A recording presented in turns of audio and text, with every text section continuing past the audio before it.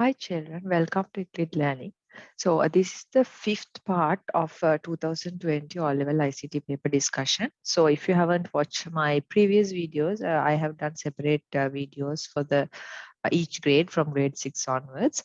And for this OL papers discussion, there's a separate playlist for the 2020 paper discussion where I have done almost 4 videos. First two are for MCQs, and then third one is discussing about the question 1, and fourth video is about question 2, 3, 4. So in this video, I'm planning to discuss the question 5, 6, and 7. Right? Okay. So if you haven't tried this paper, what I recommend is please do it yourself and mark it yourself by using marking scheme, and then you watch this. Right? You can mark while you are watching this as well, but please do this paper before you are watching this particular video, because then it's really good for you. You can learn things, right? Because I'm not spending so much time to read the question and understand and explain in very detail, but I'm telling how to get the answers, right? What are the logical thinkings you should have. Okay, the following spreadsheet segment shows some statistics of test cricket players with most centuries scored, right? So you can see in this one, there are some players and matches, innings, not outs, runs, right? Don't spend so much time understanding all the data, but just quickly go through, right? About 50 centuries, so many information is there, right? And quickly jump to the question and see whether you can quickly write the answers, because analyzing data is not very important in this question, right? The column H is used to show batting average of each player. The average of a player is calculated by using formula runs should be divided by innings minus not outs, right? So for example, in this one, they're asking what is the formula you should write. Now, rather than put in an equation, let me quickly tell you how to calculate the score for one person, right? For Sachin Tendulkar, how to find it, right? They have clearly given, you have to take the runs, right? So what is the runs? 15,921. So this value should be divided, right? So division is like this, and you have to use the brackets, right? And then they are telling innings, 329 innings. You have to deduct the not outs, right? Like this. So this is the way you calculate for one particular person. But that is not the way you should do, because when you are using fill handler, this should be changed, right? So if you use statics values like this, that purpose is not going to achieve. So therefore, we are going to write the cell addresses of each of these, right? So here it's about runs, right? So here it should be F3. If you want, you can put the brackets, but for the top parts, it's not very mandatory, but we'll put because they have given it, right? And for innings, right? Innings, we have to tell it's D3. Okay. Then we have not outs. Not out is E3.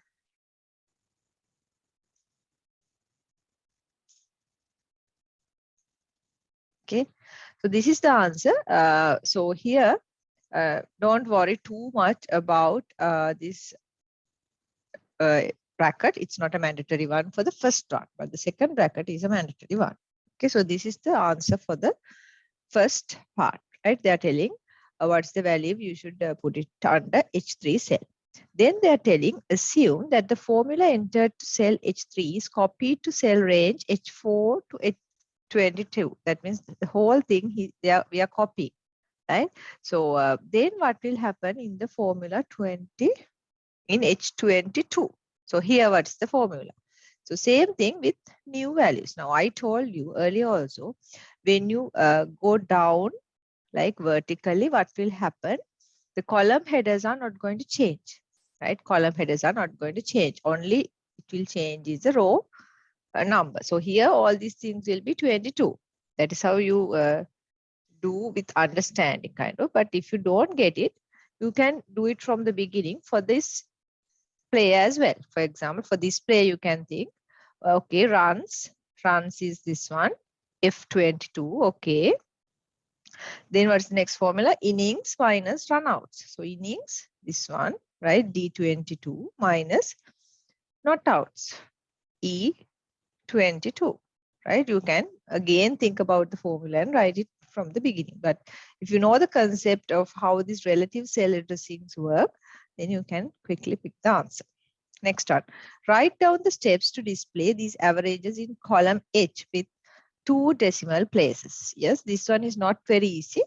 You have to remember the steps. So there are many ways to do. One method is like you place the cell pointer, right, and click on the column H, right? Then you right click the mouse and then you select format cells, right? Then you have to pick number tab, and then from the number tab you can select the decimal place to 2 and you can press it OK. That's a one way, right?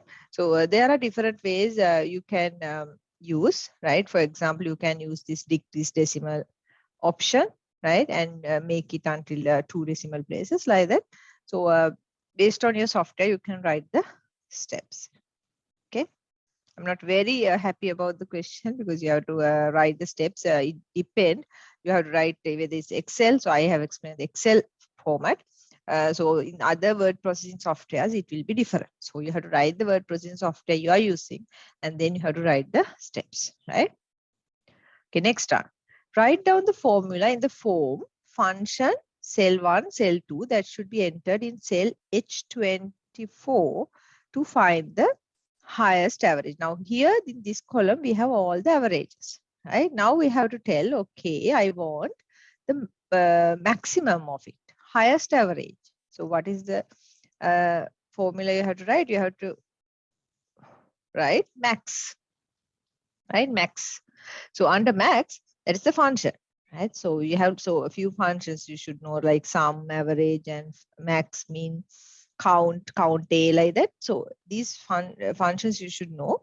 In this one, we have to use max function, right? Then you have to write the cell range. So you know it starts with H3 and it finishes with H22.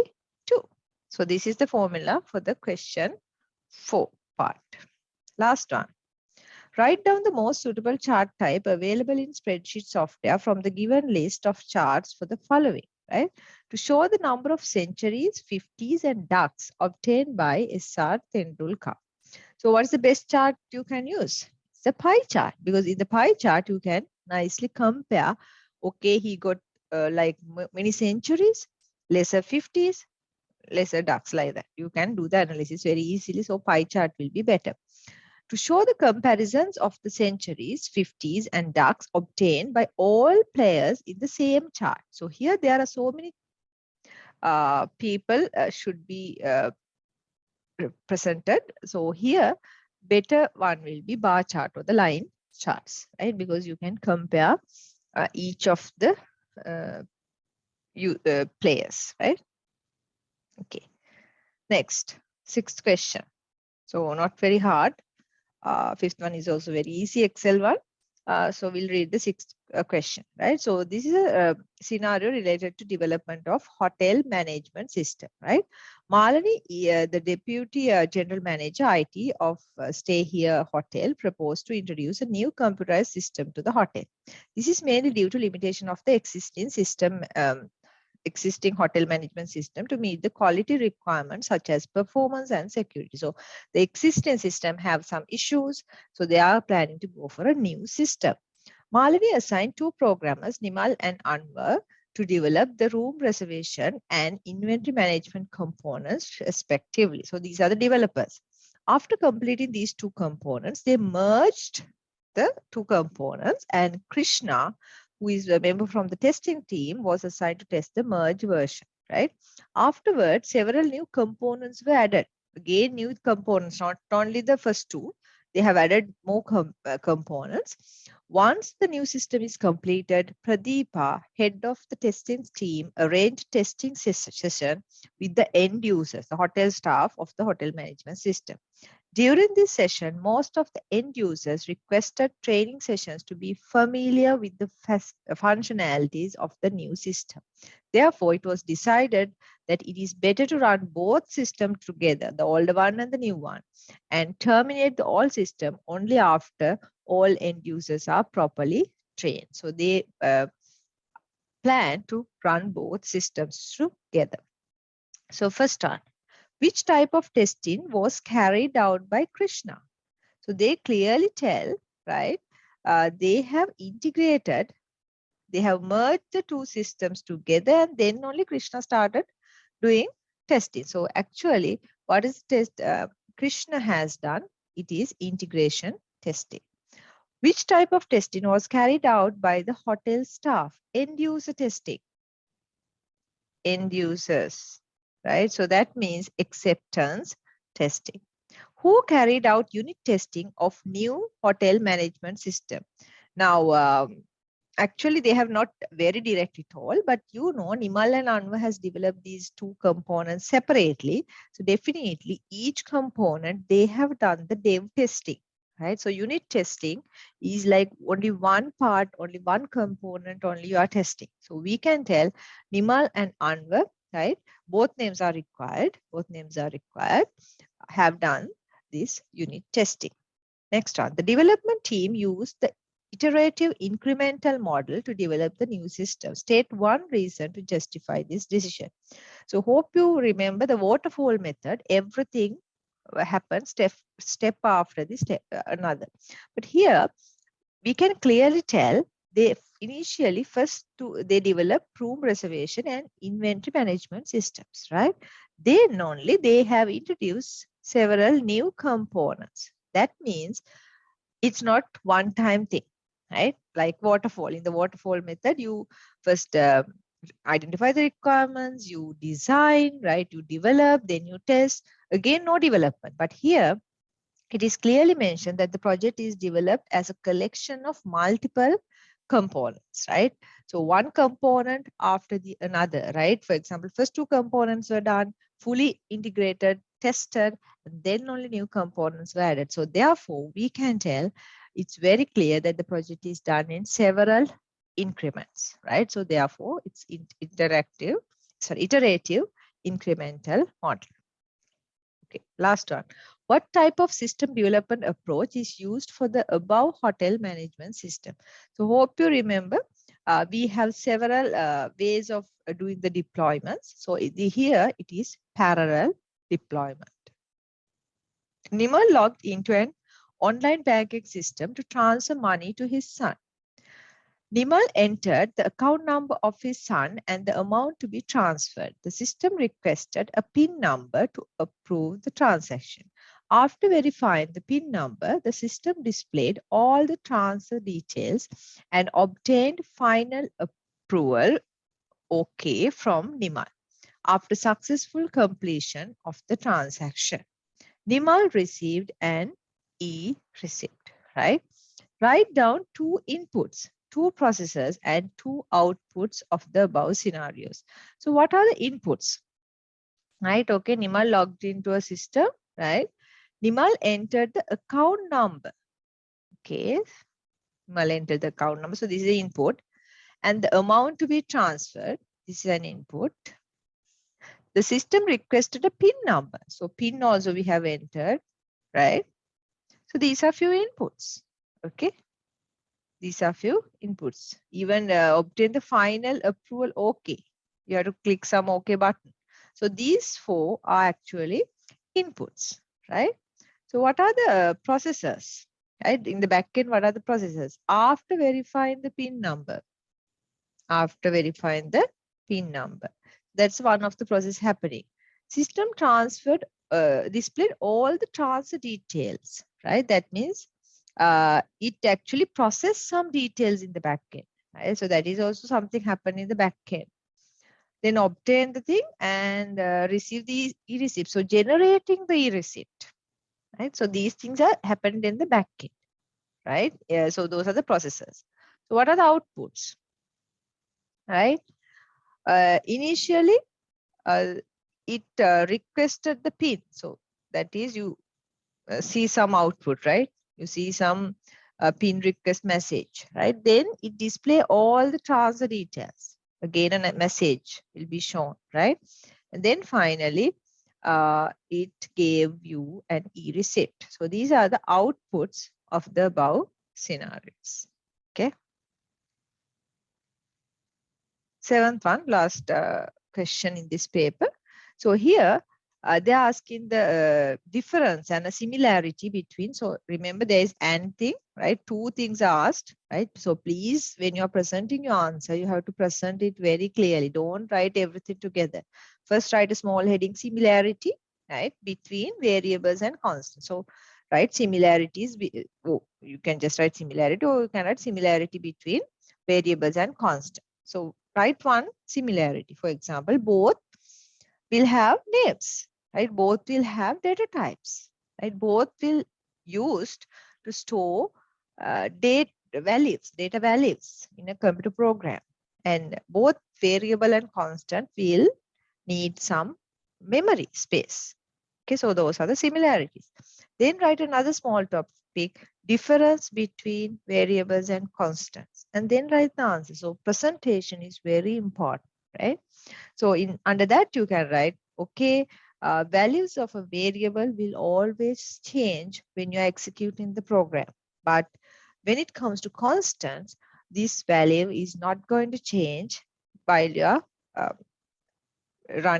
while you are executing the program. So please clearly mention those two things. Next one, the following flow chart is drawn to calculate average marks and display the grades. When marks M1, M2, M3 of 3 subjects are given as input, the grades are decided according to the table. Okay, so please read the question very clearly, right? Don't miss anything. So here what they're happening is 3 marks are obtained, right? 3 marks are obtained. And then they calculate the average of it, right? And then based on the average, for example, if the average is 90, right? It's greater than or equal to 80. So that means 90 is greater than, so it's A. If it's 80 also, it's A. But if it is like 70, right? This value is less than 80, but greater than 65. So that student will get B. And if the marks are less than 65 and more than 50, for example, 55, 55 will be a C. And if the marks are less than 50, that means if it's like 40, then it will print as no grade. Okay, so very easy thing. So here we'll see. Okay, so in here you start, right? So this is the start and end, right? And here we have the input. Can you see here it is the output?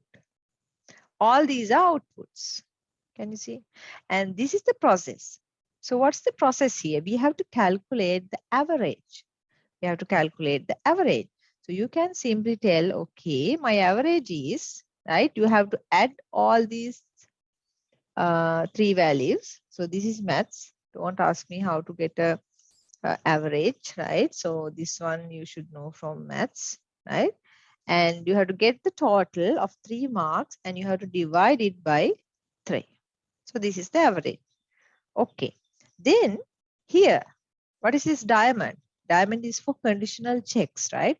So here you check, okay, is average is greater than and equal. Both you have to check, okay, greater than and equal to 80. Okay, I'm checking that condition, right? And if it is yes, what should be the display? What should be the display? Okay, it's an A. So you have to display A. If it is no, right? Hope you remember in a conditional thing, 2 things are there. If this condition is true, one will happen. If this condition is false, another thing will happen. So if the average is not greater than or equal to 80, then no scenario should happen. So in this one, I have to check, okay, now the marks is always less than 80, but I have to check another condition, is average is greater than and equal to 65. Because anyway, 85 condition, you don't have to check because it's already done. That's why I'm here. So based on this condition, if it is yes, Okay, my marks is like 70. My marks are like 70. So then it will display B. And if it is no, right, then again I have to check another condition, right? Is average is greater than or equal to 50, right? If this condition is yes, like my marks are like 55, so then it will display C. And if it is no, that means my marks are less than 50, like 40, right? Then I should display what? Based on this table, it should be no grade. Okay. Hope you understood. So how to write the answers, right? They are telling, copy the above flow chart to your answer script and fill the blanks by this thing. So you have to redo this. You have to draw this nicely with my answers, not the question marks. Okay, that's how you have to present the question. Okay, last part of it. Consider the following array A, which contains zeros in all locations, right? So what would be the value for PQRST and after you execute this pseudocode? So here, this is an array, right? Hope you remember in an array, this length of this array is 5. 1, 2, 3, 4, 5. But when it comes to array indexing, it always starts with the 0th index. So that's why this is a 0th position, first position, second one, third one, fourth one. A is the array name, right? Okay, we'll see how this is going to work. So begin end is there, and we'll quickly write the values here. Value is actually 2. These are some variables given, and K is actually 0. Okay. So they are telling repeat until. Repeat until. So remember, this loop will execute until the condition is true. So when the condition is true, the user will go out. The user will go out. Okay, not like the while loop. So here they are telling AK. So AK is what? AK is now 0. K is 0th position. You have to put the value 2. Sorry, value 2. Right? So in the first one, the P is representing this, right? So here I am putting value 2. Then I'm telling, okay, value is equal to, value is 2, 2 into 5. 2 into 5 is 10, right? And then I'm telling, okay, my K, right? K is now, initially it starts with 0, 0 plus 1, it should be 1, okay? So after the execution, I'm checking the condition. Okay, K is less than 5. K is 1 now. My new K is less than 5. Okay, this is true. Okay, then stop this loop, go out. It's end. Okay, see in this one, only one time execution is happening in this scenario. So we know P is a 0. Okay, I put 2, but other values didn't do anything. It's not changing. It's 0. Right? So you have to tell P is 2, right? This is 2, right? But in all other scenarios, it is 0. These values are not changing because I have not done any change here. Okay. Hope you understand, right? So this is the end of 2020 past paper. I have done actually 5 videos for this. So nicely explained, right? With all the information you required for this paper discussion. So hope you have learned something. So please do comment and please like my videos and please share with your friends if you get something from these things. And if you haven't still subscribed, please do subscribe as well. Okay, so thank you very much.